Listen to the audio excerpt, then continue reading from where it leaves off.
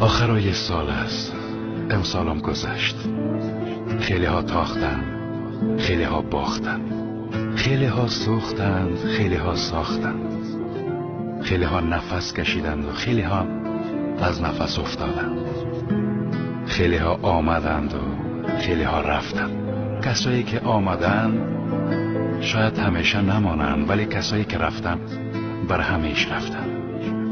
زندگی بسیار سخت است، اما گاهی به سختیش میارزد. مهم نیست که دنیا بسیار نامرد است، مهم است که ما مرد باشیم و قدر همدیگه خدا بفهمیم. اجازه ندیم دور بمانیم. شاه برک به خرس گفت دوستت دارم. خرس گفت حالا میخوایم بخوابم، باشه وقتی که بیدار شدیم حرف میزنیم. خرس به خواب زمستانی رفت و هیچ وقت نفهمید که عمر شاه برک فقط 3 روز است. هم دیگه خودت دوست داشته باشه، شاید فردایی وجود نداشته باشه. آدمای زنده به گل و محبت نیاز دارن و مرده ها به فاتحه، ولی ما گاهی برعکس عمل میکنیم.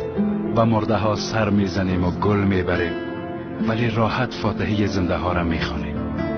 گاهی فرصت با هم بودن کمتر از عمر شکوفه هاست. بیاین ساده ترین چیزها را از هم دریغ نکنیم.